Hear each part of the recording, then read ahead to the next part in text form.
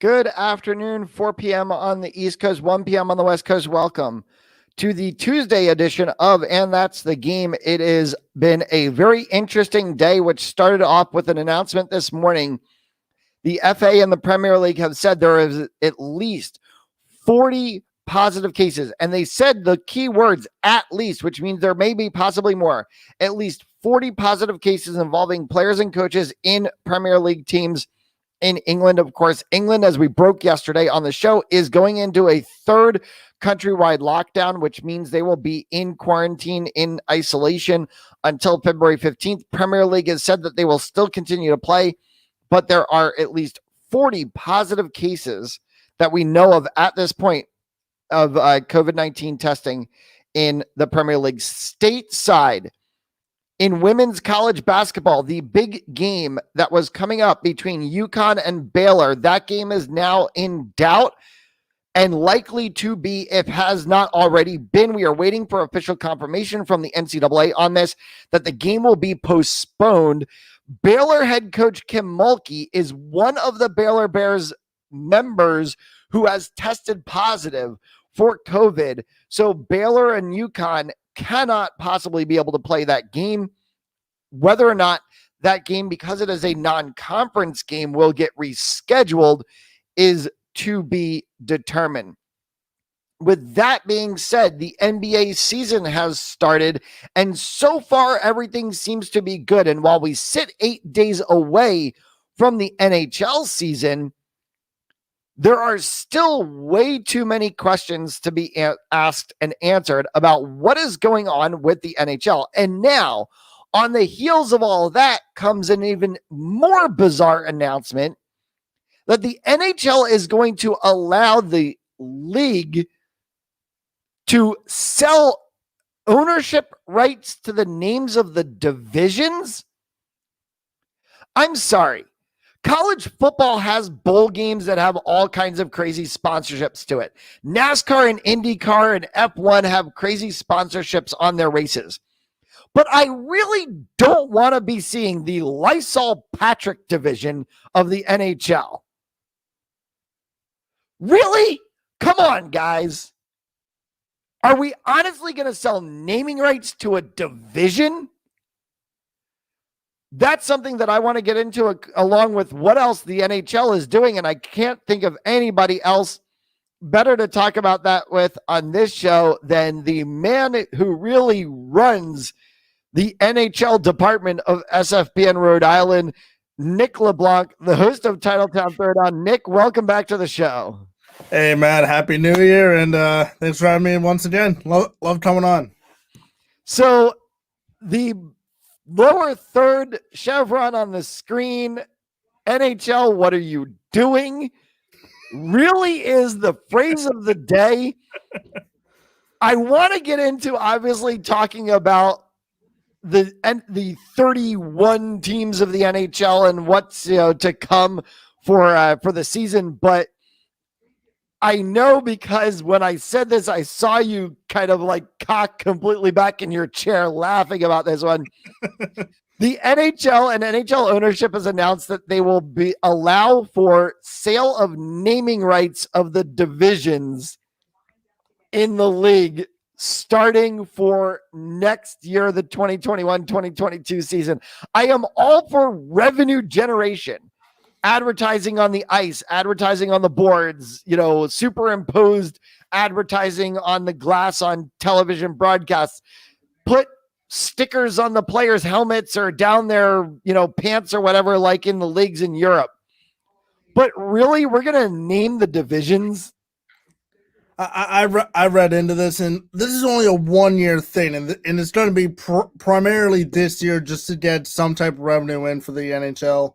This isn't a permanent thing. So come the 2021-2022 season, any ads on the helmets or wherever the hell they put them, or and the naming rights to these divisions are all going to go by the wayside come out the 2021-22 season. This is just for strictly this year, with roughly 90% of the NHL teams not going to be allowing fans in the buildings for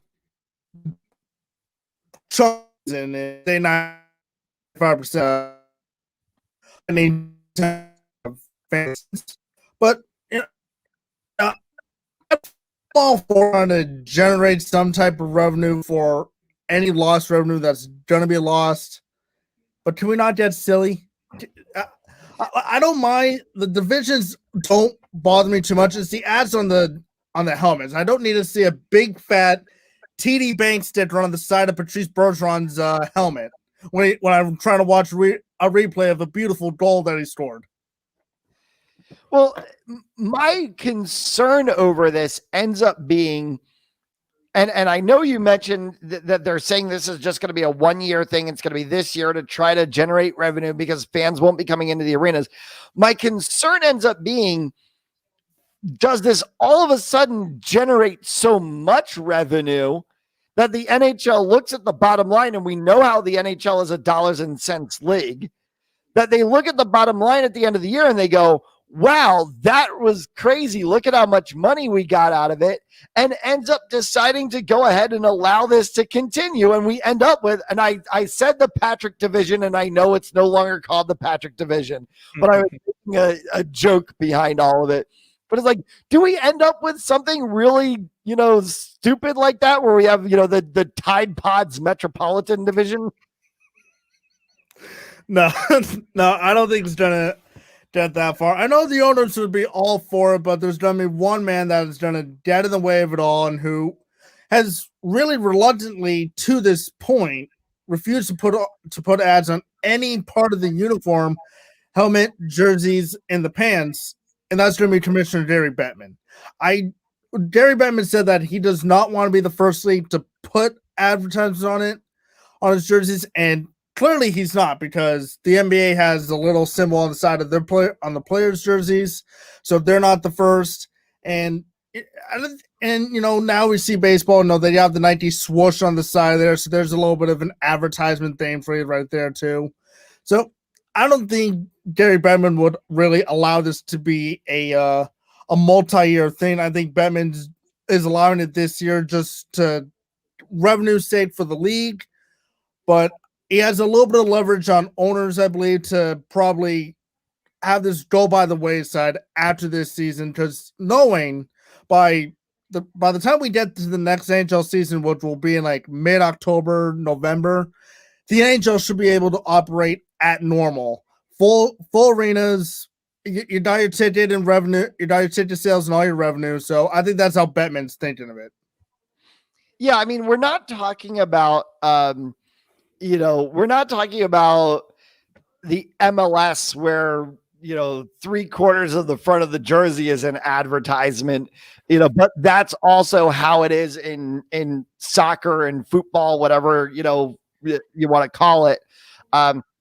All throughout the world. So, we've certainly seen that. And yes, there is, the NBA having the small logo that they have up on the shoulder. Major League Baseball allowed the Nike swoosh to now be prominent on the jerseys. But look, I mean, auto racing is all advertisements on the cars, whether it be IndyCar or NASCAR or Formula One or, or rally cars or whatever. We've also seen this in horse racing. You look at the Kentucky Derby and they've got ads down the side of their pants now, and everything. So Gary Bettman can't sit here and say, I don't want to be the first league to do this, because it's been done and it's been happening for 25 years or longer, in some cases in other sports. And even if he allowed it to happen in hockey and allowed it, period, he wouldn't even be the first hockey league in the world to do it, because it's standard place in Europe. I think that's where, the difference is. Europe, the NHL network does broadcast, some of their games occasionally throughout the season. But, every hockey league around the country is money driven, and they rely on ticket sales, because a lot of these minor league teams, especially in Europe, they don't have a major TV deal like the National Hockey League does with NBC, which is why the NHL, I believe, can get away with not having advertisements on the jerseys. They can get away with that. Look, the NHL is the most money-driven league of all the four major sports, is they rely so heavily on the ticket sales, merchandise sales, the concession revenues. They don't have an ESPN deal like the NBA has, like the NFL has. They don't have major TV deals like the Major League Baseball has. They don't have that. They're the smaller of the four leagues, but what makes them different compared to all the European leagues, and especially the AHL, they benefit from the ticket sales, but they also have a couple of major TV deals in both Canada and the US, which is why they can get by with avoiding advertisements on the jerseys completely. And as a fan, I see enough ads on the television already during the game. I see enough ads around the boards. I don't need to see a big fat TD sign under the spoked B or under the letter C for Bergeron while he's trying to take a wrist shot. Yeah, I'm going to agree with you on that one. I know you mentioned the AHL and you wrote a big story about the AHL, some things that are happening with the 2021 season, which is about to get underway in roughly a month and a half of time. I want to get to that AHL story when we come back after the break. But before we go to the break really quickly, because this is a very quick and easy 2-minute thing that we can do. World Junior Championships, the gold medal game, Canada, Team USA. Who do you got? I love the US. I'm going to be rooting for the US, but the Canadians just been kicking the snot out of everyone in the entire tournament. The US will give them a game, but I have to go Canada. They're just that good.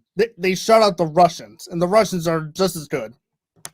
And then the other one is, you made a comment on this show a couple of weeks ago about wanting to see the National Women's Hockey League games on television. And I said it probably was going to happen. And literally hours after we did that show, NBC announces the NWHL semifinals and finals of the Isabel Cup tournament will be held in Lake Placid and broadcast on NBC Sports. How much of a crystal ball do you have?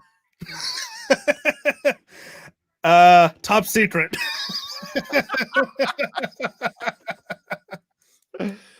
We're going to talk AHL hockey. The Providence Bruins are one of 4 teams in the AHL that will not play in their home cities in 2021, along with a couple of teams that are not going to play the whole entire season. We'll talk about that right after the break. You're watching And That's the Game on SFBN Rhode Island.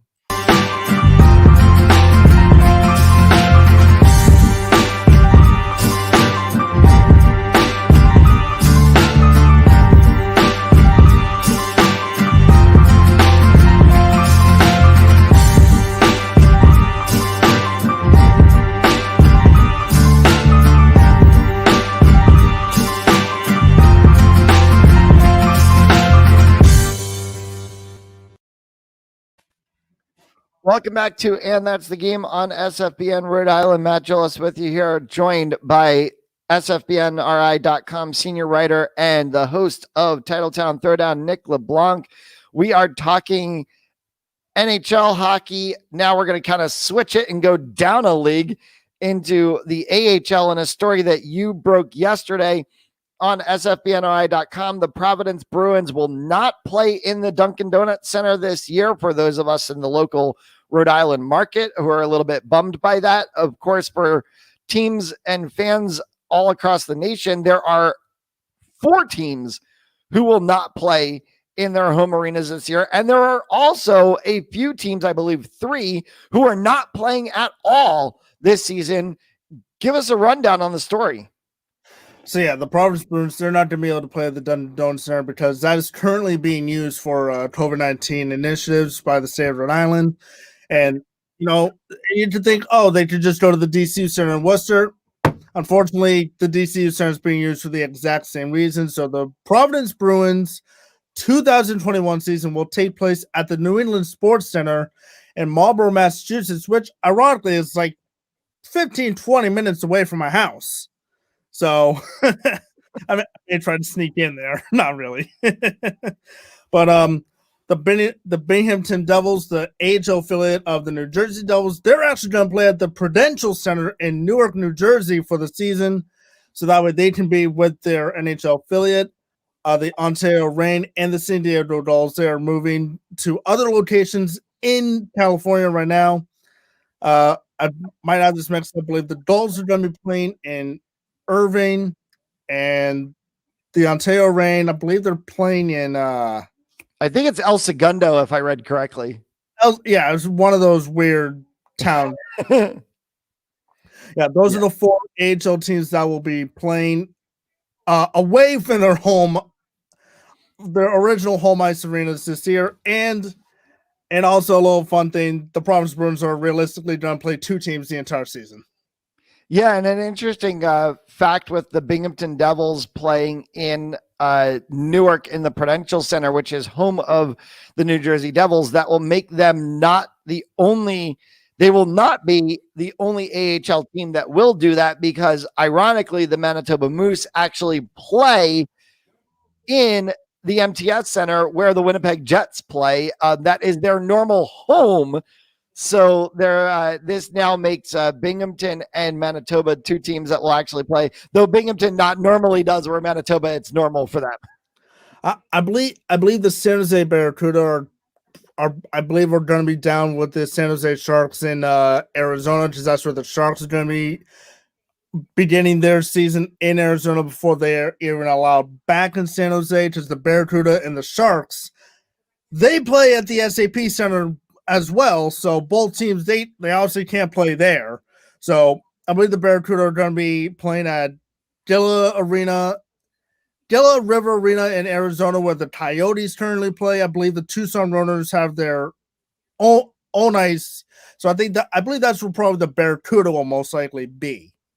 But yeah, we're gonna have 2 teams. We realistically have 3 teams that are going to be playing in the desert. 1 team is misplaced.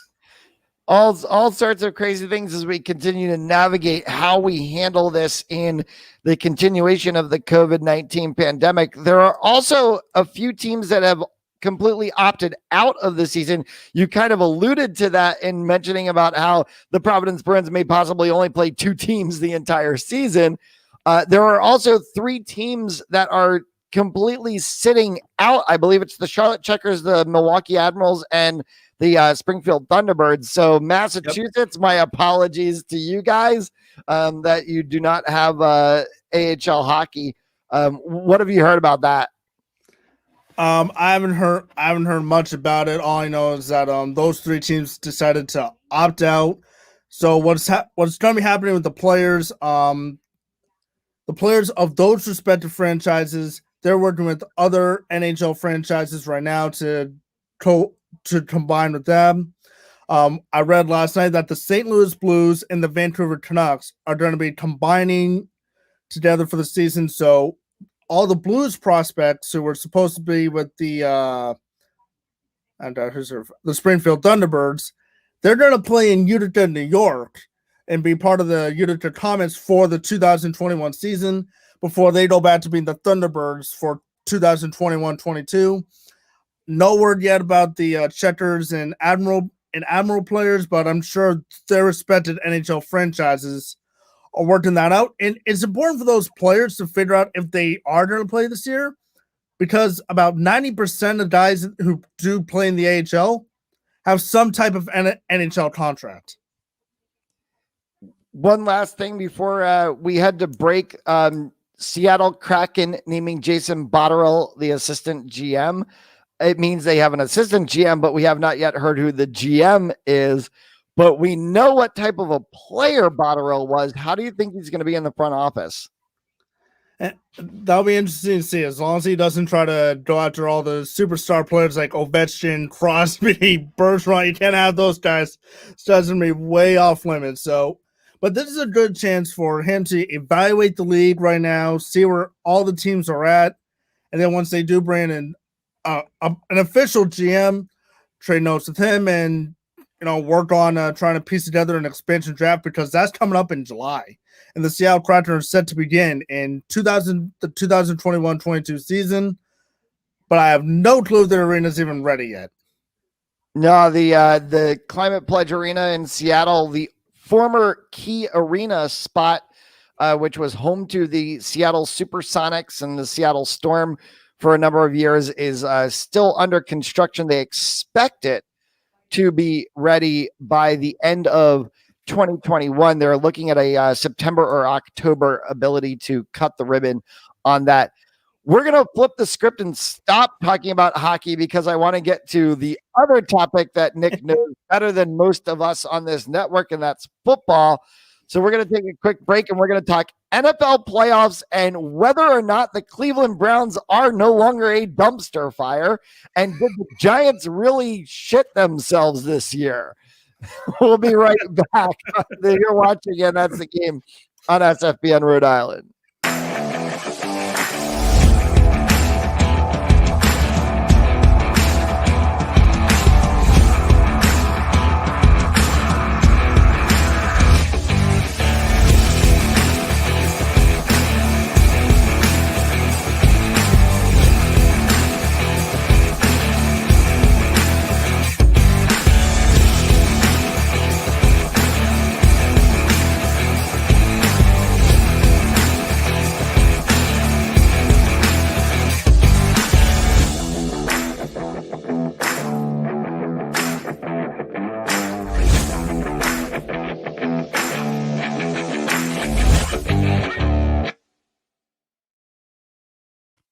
Welcome back to And That's the Game on SFBN Rhode Island. Matt Jolis joined by Nick LeBlanc, host of Titletown Throwdown. Not much to talk about in terms of Titletown and Boston. The last 20 years is over and done with, but we'll see if they can restart a new 20-year streak. NFL Super Wildcard Weekend starts on Saturday after the absolute bizarre ending of Week 17. I really am just going to leave it at that because I kind of also could say I don't believe what I saw, and the Washington football team did unexplainable things. It's just incomprehensible what the Washington football team did. Well, they play in a dumpster fire division, so it's not that hard to succeed in that division. With that being said, the Washington football team back their way into the playoffs at 7-9 as the NFC East Division champions and therefore host the 11-5 Tom Brady and the Buccaneers. It doesn't bother me that Washington doesn't have a name. It's the fact that, again, in the National Football League for the third time since 2010, that a team with a sub-500 record is going to host a playoff game. However, though, the 2010 Seattle Seahawks, the 2014 Carolina Panthers, the other two teams that finished below 500 in their division, they both won the wild card playoff game and then ended up getting their butts handed to them the following round. But history is on Washington's side, but it's Tom Brady. Yeah, we'll flip this one and go to the top of the schedule for Saturday. 1:00 game, 11-5 Indianapolis Colts, the 13-3 AFC East champions. It really pains me that I'm saying that, but for the first time in 25 years, since Jim Kelly and Frank Reich were the quarterbacks, the Indianapolis Colts now come to Buffalo and play the Bills in the first game. The Bills are wide, and Josh Allen, he put up great numbers. He's vastly improved from his rookie season and especially last season. And one good thing that will come out of the Bills is that, especially Josh Allen, they played a playoff game last year. They know where they succeeded and where they faltered. Evidently, they became the Atlanta Falcons for a day and choked away a lead to the Houston Texans. But here's the thing, though. Phillip Rivers, he's still on a rain chase. He wants that rain, and he knows how to win in the game. He just has never been able to get over the hump.